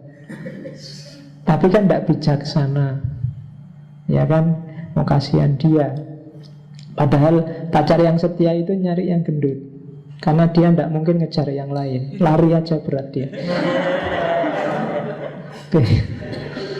Ya kan beratnya overweight, jadi abot. Oke, jadi pleasure, honor, dan wisdom. Maka kuncinya ada di wisdom, kebijaksanaan. Nah, ini penjelasannya tadi. Kebahagiaan bukan dalam kesenangan, kebahagiaan bukan dalam kehormatan, tapi kebahagiaan butuh wisdom. Apa sih wisdom itu? Ini loh wisdom itu. Ini kalimat-kalimat yang terkenal dari Socrates. Untuk menemukan kebijaksanaan, kuncinya apa? Know yourself. Gnotis autem. Kenali dirimu. Siapa kamu? Berapa dosismu untuk bikin seneng apa bikin sedih? Cirimu itu apa? Kamu gak kuat kalau lihat apa? Kamu seneng kalau lihat apa? Kamu sedih kalau ngalami apa? Itu know yourself. Coba dikenali deh dirimu. Itu yang pertama. Yang kedua, ujilah hidupmu biar berharga. Ya agak mirip dengan yang menguji itu maksudnya. Setelah kamu kenal, kamu tes. Apa benar sih aku itu harus kayak gini? Itu examined life. Aku itu orangnya agak males kalau kuliah. Oh, itu berarti ciriku itu. Kalau kuliah males. Kalau nongkrong semangat, apalagi ngangkring. Tapi apa ya pas ya aku kayak gini? Itu namanya menguji hidup. Hidup itu semakin kamu uji, semakin dia berharga. Jarang, kalau mengenali diri mungkin banyak orang ya. Apa seleraku, apa keinginanku. Tapi menguji hidup, apa iya sih aku harus begini? Wong cita-citaku itu loh bisnis. Lah kok aku kuliah tafsir itu gimana ya? Nah, itu loh, itu namanya menguji hidup. Kok bisa ya aku dulu? Itu menguji hidup. Jadi examined life, ujilah hidupmu. Kalau dua sudah, baru putuskan. Itu prinsip freedom, self-rule. Aturlah dirimu kemudian. Berarti yang bagus itu meskipun seleraku A, harusnya sekarang aku B. Jangan-jangan pingin sih aku gak usah menyelesaikan aja kuliah. Ngapain sih mau kuliah? Tapi seandainya gak tak selesaikan, efeknya gini. Oke lah, berarti aku milih ini aja. Itu namanya self-rule. Rumusnya self-rule itu wanting what you ought to and knowing what that is. Ingin apa yang harus kamu inginkan dan tahu apa sih yang kamu inginkan itu. Banyak orang ingin sesuatu tapi dia tidak tahu apa yang diinginkan itu. Saya Pak, ingin IP 4. Terus ngapain kalau IP 4? Ya kumulat Pak. Setelah kumulat ngapain? Ya tidak tahu juga Pak. Yang penting kumulat. Itu namanya kamu nggak tahu kenapa kamu pingin itu. Silahkan diinginkan tapi tahu kenapa kamu pingin itu. Nah, itu wisdom namanya, bijaksana. Oke. Nah, kuncinya ini nanti di Socrates. The secret of happiness is not found in seeking more, but in developing the capacity to enjoy less. Rahasia hidup bahagia itu tidak ditemukan dalam mencari yang lebih kaya, lebih cakep, lebih enak, tidak di situ. Jadi bukan dengan, kalau IP bukan dengan nyari IP yang lebih tinggi terus, kalau pacar bukan dengan nyari pacar yang lebih cakep terus. Bahagia tidak di situ. Bahagia itu in developing the capacity to enjoy less. Meningkatkan kapasitas dirimu untuk bisa menikmati yang kurang sempurna, yang tidak 100%. Jadi bahagiamu itu bukan nyari pacar yang lebih cakep, tapi kemampuanmu untuk menerima pacar yang biasa-biasa aja. Semakin kamu bisa menerima yang biasa-biasa aja, semakin kamu bahagia. Tapi kalau kamu ngejar yang cakep, kamu tidak akan bahagia, karena akan selalu ada yang lebih cakep. Nah, kaya juga begitu. Kalau bahagiamu adalah nyari yang lebih kaya dan pengen lebih kaya, nggak akan ketemu bahagia. Bahagia itu kamu bisa menerima berapapun kekayaanmu sekarang. Jadi developing the capacity to enjoy less. Semakin kamu canggih menikmati yang lebih rendah, hidupmu akan semakin bahagia. Semakin kamu bersyukur. Sebenarnya saya kos-kosan kelas 100 ribu, 200 ribu sudah cukup kok Pak. Sekarang 300, Alhamdulillah, bahagia. Tapi kalau kamu kos itu memang yang enak, yang 1 jutaan ke atas Pak, kalau nggak terpaksa saya enggak kok Pak, kos kayak gini ini ya gimana lagi, kuatnya cuma gini, itu kamu nggak akan bahagia. Tapi semakin kamu kuat dengan yang kelas rendah, kamu akan semakin bahagia. Dengan angkringan aja cukup. Kalau kamu dibawa ke restoran, kamu akan sangat bahagia. Tapi kalau restoran bagimu belum cukup, dibawa ke restoran pun tidak ada rasanya. Kamu tetap nuntut yang lebih. Jadi rahasia kebahagiaan di situ katanya. So, the secret of happiness is not found in seeking more, but in developing the capacity to enjoy less. Ini kalimat kalian temukan di Apologia. Jadi itu yang saya bilang, jangan-jangan orang ini mungkin bisa kualifikasi. Jadi terakhir ketika dia disuruh membela diri waktu mau dieksekusi, katanya Socrates pesannya ini. Jadi aku harus mengulang kata-kataku ini kepada siapapun yang kutemui, baik tua ataupun muda, warga di sini atau orang asing. Tapi terutama pada para warga, karena merekalah saudara-saudara terdekatku. Itu kalimat selanjutnya, tak miring, bahwa aku ini adalah perintah Tuhan, dan aku yakin tak ada kebaikan yang lebih baik pada negeri ini selain pengabdianku pada Tuhan. Yang kulakukan hanyalah mengajak kalian semua, para pemuda dan para orang tua, untuk tak hanya memikirkan orang-orangmu atau harta milikmu, namun yang pertama dan paling utama, perhatikan nasib jiwamu. Kukatakan kepadamu bahwa kebajikan bukanlah dengan menerima uang dan harta, tapi bahwa kebajikan itulah harta dan segala hal yang baik dari diri manusia akan muncul, baik di tengah publik maupun dari individu. Inilah yang aku ajarkan. Kalimat-kalimatnya sangat agama hari ini. Warga Athena, bila kalian membunuhku, kalian tak akan mudah menemukan pengganggu sepertiku yang Tuhan telah anugerahkan kepada negeri ini. Negeri ini bak kuda ningrat yang besar, yang berjalan demikian lamban lantaran ukuran tubuhnya. Ia mestilah diusik agar hidup kembali, dan akulah pengganggu itu yang Tuhan telah tempatkan di negeri ini. Dan di sepanjang waktu, di mana-mana aku akan selalu mendekatimu, membangunkanmu, membujuk dan mengusikmu. Itu kalimat-kalimat terakhirnya Socrates. Yang penting juga, ketika aku katakan bahwa aku dianugerahkan Tuhan padamu, bukti dari misi dan tugasku adalah sebagai berikut. Jika aku seperti kebanyakan orang, aku pastilah tak akan menolak kepentinganku sendiri. Demi kepentinganmu, aku datang padamu sebagai bapak atau saudara tua, mengajakmu pada kebajikan yang mulia. Jika aku memperoleh sesuatu dari situ, atau jika aku dibayar karena ajakanku ini, tentu hal itu akan menjadi alasan yang masuk akal atas tindakanku ini. Namun seperti yang kalian lihat, tak satu pun penuntutku mampu menunjukkan bahwa aku mengutip bayaran apapun. Mereka tak punya bukti, dan aku memiliki bukti yang cukup atas kebenaran dari apa yang aku katakan, yakni kemiskinanku.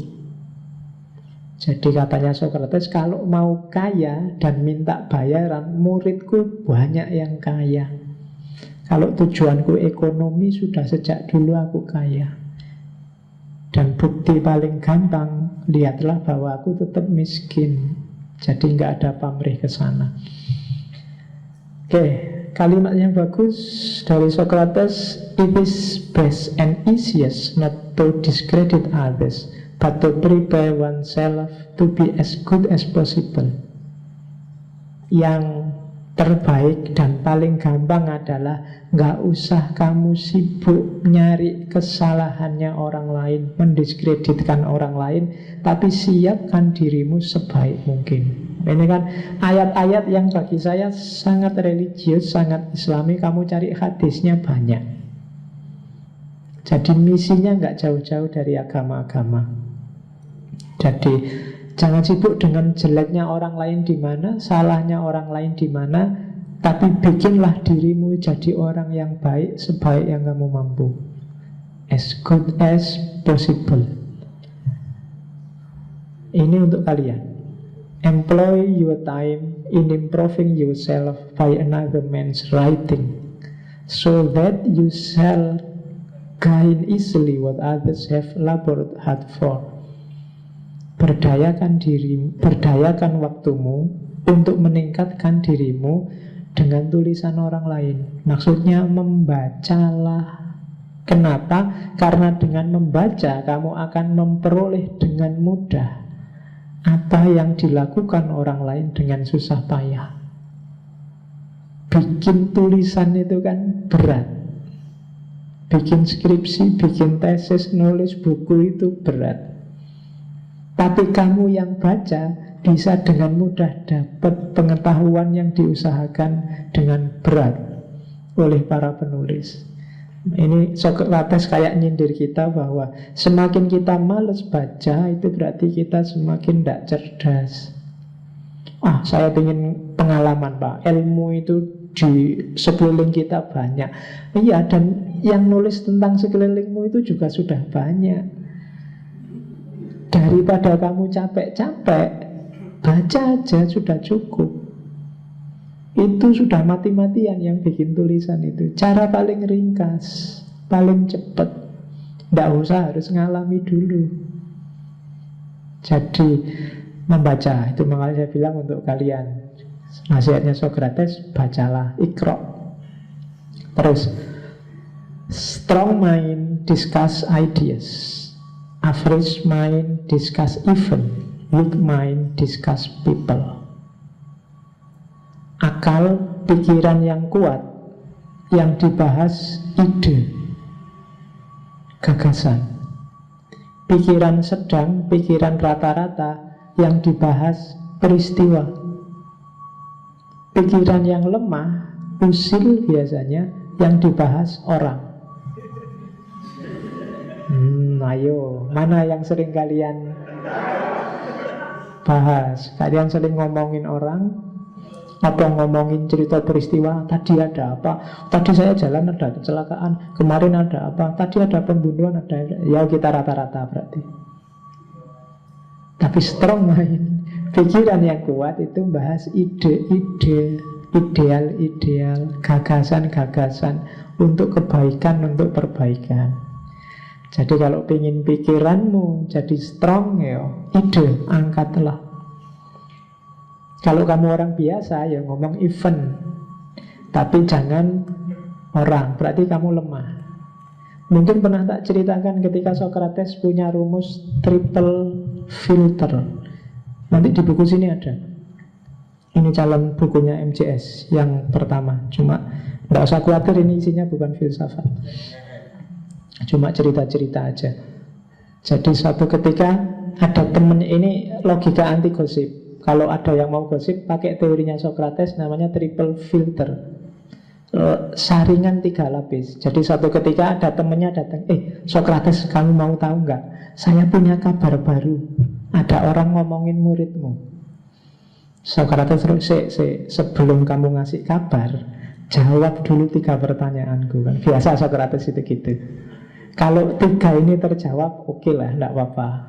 Pertanyaan pertama, yang kamu omongkan itu benar, pasti benar apa bisa keliru? Ya saya enggak tahu sih, saya kan cuma dapat kabar, dapat informasi, belum tak cek. Oke, yang pertama berarti jawabannya tidak pasti benar. Terus yang mau kamu omongkan itu hal-hal yang baik apa yang buruk? Katanya temannya, ya yang buruk lah, mana ada sekarang gosip hal yang baik-baik, mesti ngomong yang jelek-jelek. Makanya mau tak ceritain ini padamu. Oke, berarti bukan hal yang baik.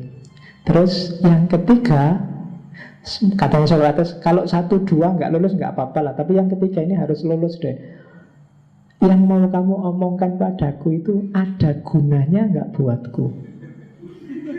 Nah, katanya temennya, ya menurutku sih nggak terlalu penting sih, ya nggak tahu juga nggak apa-apa, ya wes. Jadi katanya Socrates, berarti yang mau kamu omongkan itu nggak mesti benar, nggak bagus, dan nggak ada gunanya. Ngapain kamu capek-capek cerita?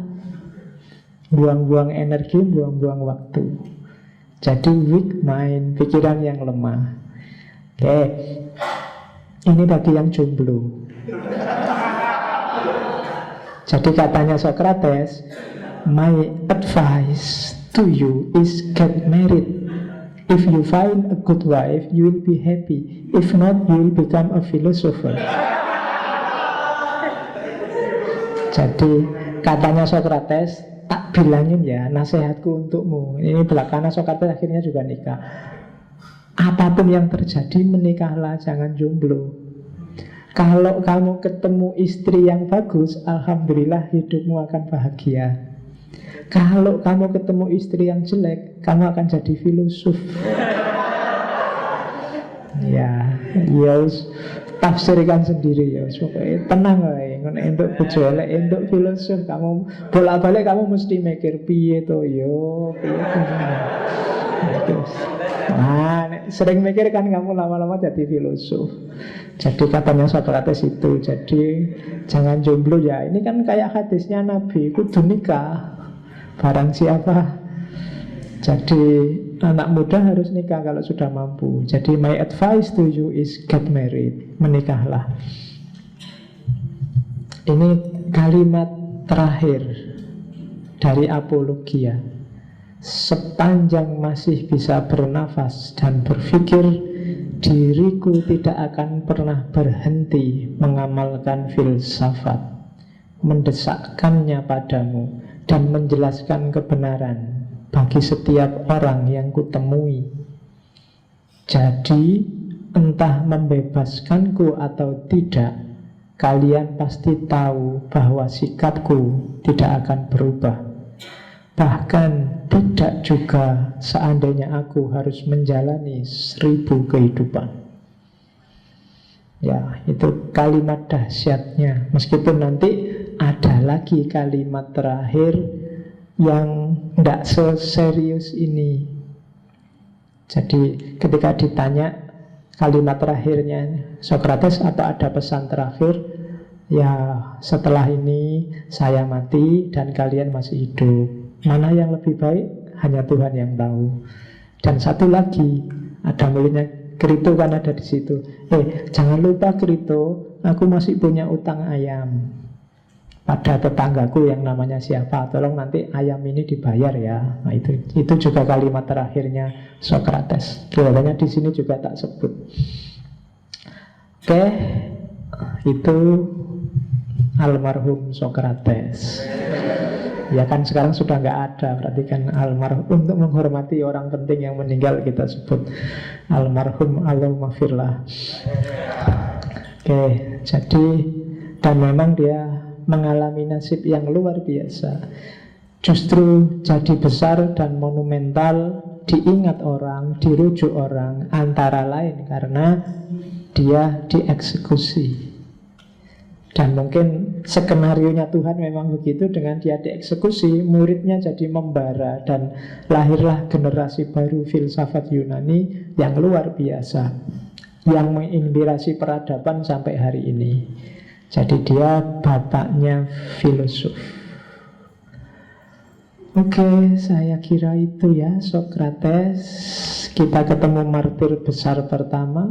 Minggu depan kita ketemu dengan konotasi yang agak jauh berbeda dari dunia tasawuf, yaitu Abu Mansur Al-Hallaj. Nanti muridnya juga kita bahas yang dari Indonesia, Syekh Siti Jenar. Insya Allah ketemu lagi minggu depan dengan martir yang kedua. Wallahul muwafiq, wallahu a'lam bissawab. Wassalamualaikum warahmatullahi wabarakatuh.